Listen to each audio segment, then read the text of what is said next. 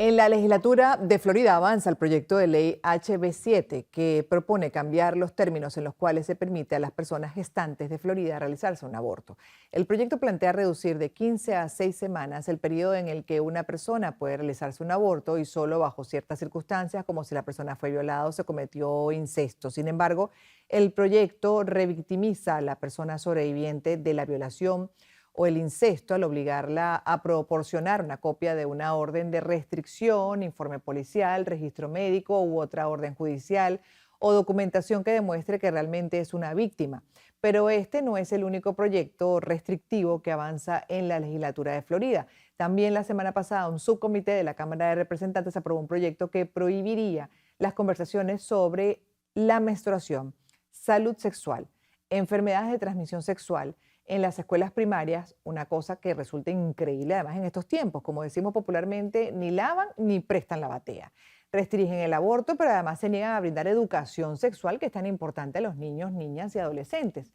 Para conversar sobre este tema nos acompaña Clara Truyenque, quien es manager de comunicaciones de Planned Parenthood en Florida. ¿Cómo estás, Clara? Bienvenida. Buenas noches. Muy buenas noches, muchas gracias, Gladys. Encantada de estar con vosotros. A ti, gracias. Me gustaría, bueno, sobre el primer punto asomado, ¿no? En cuanto a ese proyecto en el que, entre otras, plantea reducir de 15 a 6 semanas el periodo en el que una persona puede realizarse un aborto. La verdad es que, bueno, hay quienes consideramos que definitivamente hay un límite para practicarse un aborto, al menos que la circunstancia sea extrema, por ejemplo, avanzado ya se arriesga la vida incluso de ambos, etcétera. Pero en este caso particular, ¿cuál es el cuestionamiento que ustedes hacen a ese proyecto que, entre otras, dicen revictimiza al sobreviviente, en este caso, de una violación o un incesto? Bueno, como estabas diciendo en esta introducción, esto viene ya desde el pasado 7 de marzo, ¿no? Donde el Senado sometió esta petición para aprobar el proyecto sobre la ley que prohibiría el aborto casi total en el estado de Florida, y hace tan solo 48 horas, 2 días, que hasta ahora este proyecto de ley ha sido aprobado por dos comités, por un comité de la Cámara y por un comité del Senado. Quedarían otros dos comités por votar y decidir. El problema al que nos enfrentamos, de ser aprobado, muchas personas nos preguntan a día de hoy, ¿no? ¿Cuál sería la fecha de entrada en vigor? Y la respuesta que tenemos desde Planned Parenthood es que esta fecha es amplia, es imprecisa, e incluso también sabemos que los legisladores podrían intentar poner en vigor esta ley antes de tener una sentencia definitiva. Como bien estabas diciendo, se admiten algunas excepciones, pero totalmente injustas bajo nuestro punto de vista. Violaciones, incesto y que la vida de la persona embarazada corra peligro extremo. ¿Qué pasa? Que creemos que hay que puntualizar estas excepciones. ¿Por qué? De convertirse en ley se requeriría que, como bien decías, las personas violadas o que han sido víctimas de un incesto pues muestren una prueba, ¿verdad? Consideran a trámite pues bueno, una orden de alejamiento, un reporte policial.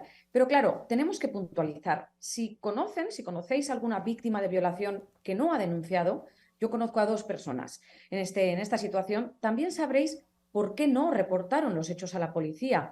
Y es por miedo, por represalias, ¿verdad? Que no acuden a una comisaría de policía. Ya. Entonces, si nos vamos a pensar, una persona amenazada en casa, víctima de violencia doméstica, si no acude a la policía para denunciar esta violencia, menos va a ir a pedir un reporte para poder hacer un aborto, ¿no? Ya ni hablemos de personas pues, con situaciones migratorias difíciles, indocumentados, personas con órdenes de deportación activas. Recordemos que estamos en el estado de Florida, un gran porcentaje de la población es hispana. Entonces, tampoco hay que desviarse del tema que desde nuestra organización, desde Planned Parenthood, continuamos insistiendo. Es el hecho de que en muchas ocasiones una persona ni siquiera sabe que está embarazada a las 6 semanas. Esto lo hemos visto, lo hemos vivido en primera persona.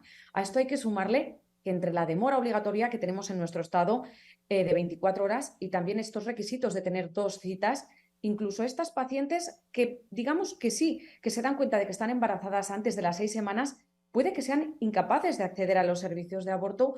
¿Por qué? Porque se les esté acabando el tiempo, porque 6 semanas no es nada. Ah, ya. Sí, es un tema que seguirá siendo polémico y que seguirá teniendo una polarización. Obviamente, quienes consideran que definitivamente bajo ningún concepto se puede permitir el aborto, incluso algunos con matices, que sí, pero con cierta limitación, y otros que están absolutamente también ganados a la idea de que se debe dar ese permiso a las mujeres y que sea la mujer la que decida.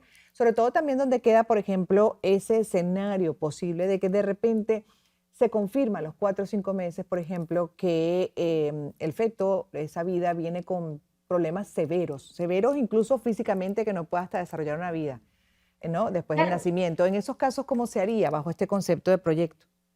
ese es el problema. Este concepto de ley, este proyecto de ley hace estas tres excepciones, pero habla solo de la vida en Violación. vitro de la mujer embarazada. Entonces, ¿qué pasa con estas anormalidades? Como decías, ese es el problema, que no estamos recogiendo a toda la población de Florida. Estamos hablando de, yo creo que este proyecto piensa que todos somos iguales, simplemente. Entonces, tenemos que fijarnos en qué opina la población, qué opinan los habitantes, y para eso tenemos encuestas. Y es que en una realizada hace muy poco en nuestro estado, en Florida, ha desvelado que bueno, el 61% de los encuestados republicanos dicen que se oponen a otro proyecto más de ley que prohíba el aborto después de las 6 semanas de embarazo, que ya tenemos el de 15 semanas. Y de hecho, tan solo el 34% de estos encuestados sí que confirmaron que apoyarían la aprobación de este proyecto. Mm. ¿Esto qué quiere decir?